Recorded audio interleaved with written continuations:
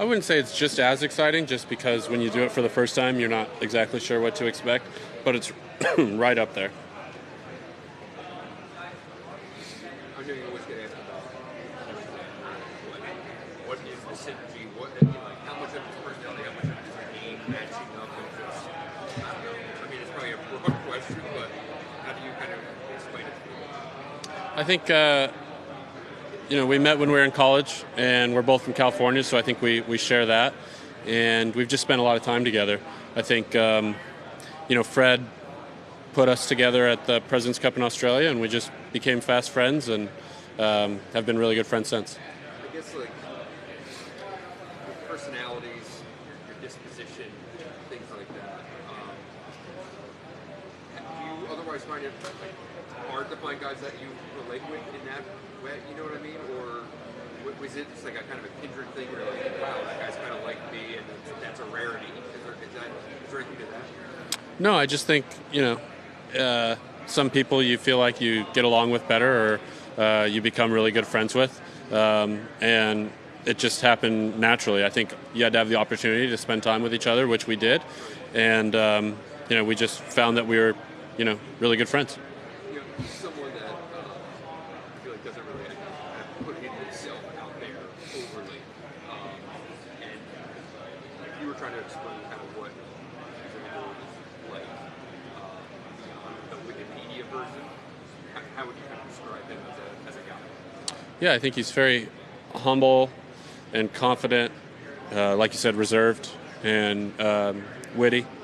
So he's really smart guy. I think people don't necessarily. That's not the first thing they think of when they think of Xander, but he's very intelligent, thinks things through, and he's a guy that leaves no stone unturned. He will do anything to get an advantage or play a little bit better at almost any cost. Do you have any examples of that? I just think he's really thorough in the way he practices, and the way he goes about even just his putting practice and routine. If you watch closely, he's really diligent and has serious attention to detail. Have there been any highlights of the practice round as far as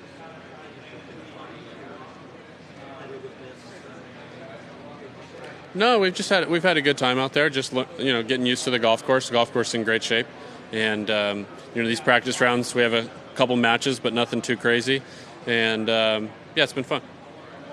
You seem like an inquisitive guy when it comes to things that are important to your life.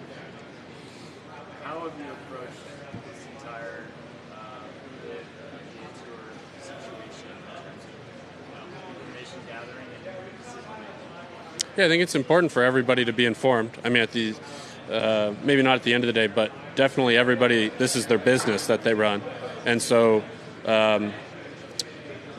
Being accurate and up to date with all the new information and not really getting caught in any rumors, I think is really key. And I think everybody should at least understand what the decision is. Even if the decision to stay on tour feels like a non-decision, it's a decision. So that being said, I think what gets lost in all this is it's been so contentious, and it seems like it just continues to be contentious. I would be surprised if there's not some coming together intervention, because I just don't know of any sport really that has a legitimate fractured sport. So I feel like if we're 10 years from now, everyone will be like, oh yeah, that live stuff, I remember that. And we'll all be playing at least some of the same events together. So I find it funny that people are so amped up about it, because I maybe don't get as emotional about it as everyone seems to be getting. What's that?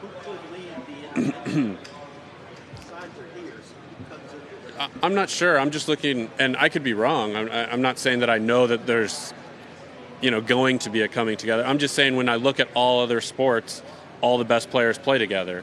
And I've heard, we had the, American Football League. That went away. I mean, nobody continued to play on the American Football League. There's been other stuff in baseball. So I just feel like at some point when you start looking back on it, people will be surprised to hear, oh man, it was, really contentious. Because it'll feel like a blip on the radar once it's all settled. Right now it's very unknown. And what's your role in that process? Do you feel like a duty one way or the other to ask certain people, advise people or anything, or you just look out for yourself? No, I would say I'm just a very, very, very small piece in something that's a lot bigger than me, right? So, if someone asked me, I'd give them my honest opinion, but I'm in no position to try and tell someone what they should do. And I think what we've learned through all this is, everybody's motivations are very different. Like, no one's factors for staying or leaving or doing whatever are the same. And so it's hard for me to judge somebody's decision because they may have a different priority than I do. It was interesting you said focused on not being caught up in rumors.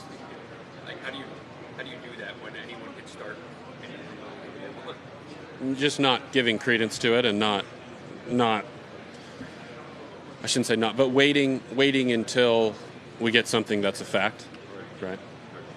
Does that happen a lot in the locker room? Or guys are like, hey man, here's what I heard.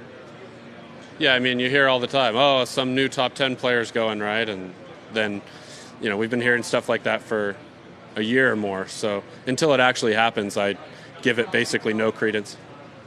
At the Ryder Cup, you told me about this team being dominant for a long, long time. What's this team about? And is this team now exactly what you were thinking about, like, for the future? Well, it's already a different team. I think we have 6 rookies this year on the President's Cup. Is that right? Good. Is it? Yeah. I think there's 6 rookies. So, I mean, it's already a 50% turnover rate. So, but I think my point is the team is younger than ever. I think I'm on the older side of the halfway point at 30.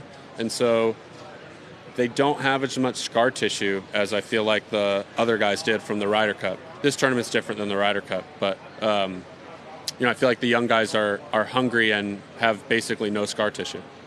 Is there an advantage to your experience? Maybe on a golf course, but I don't think Playing these team events, is there a real advantage to having played through this? It's something it depends on the experience. I think if you were to win 3 or 4, Ryder Cups in a row, then that would be really helpful. But if you lost 3 or 4 Ryder Cups in a row, it would be a different mindset going in. So I think it can, but it really depends on the experience. Patrick, switching up a little bit, other topic. We're going to take you back a couple of years ago, 2013, when you won back in Colombia. Could you tell us a little bit about those memories and how did your life change after that tournament? It feels like a long time ago, but I remember liking the golf course and I remember it being very similar to golf courses I grew up on in Southern California. It was, 70 degrees off Kikuyu grass and Poana greens, and so I remember enjoying the golf course. And I remember I played really well. I think I won by a few shots. All right, talk to me about this week and being so heavily favored. Is there a part of that actually puts more pressure on you? Not for me, but I could see how that narrative could be true for others. I think the guys just need to take care of business and treat every match individually and not get caught up in all the other stuff that's going on. I think if the guys take care of business, it shouldn't be a problem. I know this is looking forward a ways, but in singles, is there one guy on that team that you think to yourself, I wouldn't mind having a shot at him? No. Say that with a very sly smile. No, that was just no. I mean, I'll play whoever I'm up against. Is it strange, as you said, to be 30 years old and be one of the older guys in the team room? I wouldn't have expected it. Yeah, for sure. I think you just kind of look around and you go, oh, who's the oldest guy here? And there's only maybe 2 or 3 guys that are older than you. And then you start really thinking, oh, I am pretty old. In four-ball enforcement, it's so much different type of play. I want you to kind of explain to people, as someone who plays a sport that's so individualistic, and we never play foursomes on the PGA Tour, what's it like to play foursomes knowing, hey man, I got to be supportive of my partner no matter what? Yeah, I think it's easy if you have a good partner, which I do. And so we have had some really good success in alternate shot, and so I don't mind it. I enjoy the format. What is one of your favorite things about playing with your partner? I just enjoy all the time I get to spend with him. He's a really quality guy. He's very smart, humble, and so being on the same team as him and being able to share those moments it's really special. What would he say your best shot is? Like the best shot I've ever hit with him. Game. Like, what does he admire about you? What does he admire about your game? Oh, probably consistency. Just being all around. I feel like my stats are usually pretty good all the way around. And what do you admire most about his? He is able to hit really quality shots under pressure. And so it's a joy to watch when I know he needs to hit a good one. Thanks, man. Play well. All right. Thanks, Michael.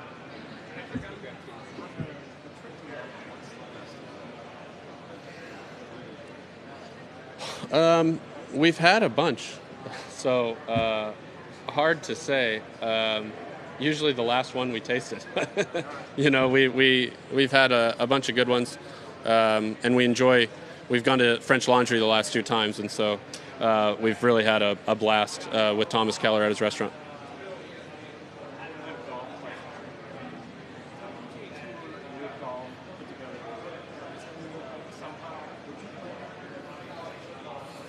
Yeah, possibly. I feel like that could potentially be interesting.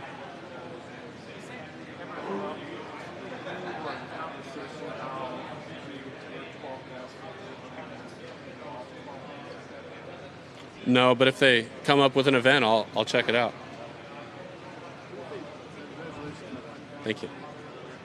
Anything different in the 3 teams you played on now? Or do they all feel exactly the same differently? I'd say every team event feels a little different, depending on if you're the home or away team. Obviously, Ryder Cups feel different than President's Cups, and we've had quite a lot of turnover on the team since I played the first one at Royal Melbourne in 19.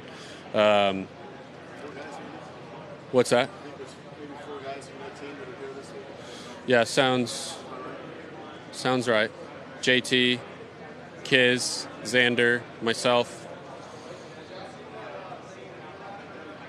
Wasn't Kids, Finau. Kiz wasn't on that team. Yeah, so I mean, there has been a lot of turnover. Someone said the only player caddy combos that are the same from 19 are Xander and I. Yeah. What does that tell you? That it's really hard to make the teams, and that very rarely do guys play extremely well year after year after year after year. Did you find yourself not taking it for granted, but expecting to be with Whistling Straits, and from there expecting to be here? Do I? When you talk about the difficulty of making a team, Right. Is that something that's easy to take for granted? I think it's something that you definitely want to do, but you don't. Because it's the year-long points and then there's the captain's picks, it's nothing that is in your control per se. I mean, it is. You can, top 6 in points, but at the end of the day, you're already trying to do that anyway. So I don't think it's something that I start the year off and say, oh my gosh, I really hope I make the President's Cup team. I almost think if I take care of my business, I should probably be on the team. You thought about the rest of the year? Is it for you for the year? I might play 1 or 2 more. Yeah. Expanding your schedule? Compared to last year.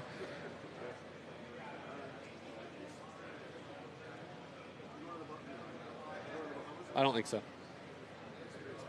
down if he wants to look down on it. Yeah, I don't think so.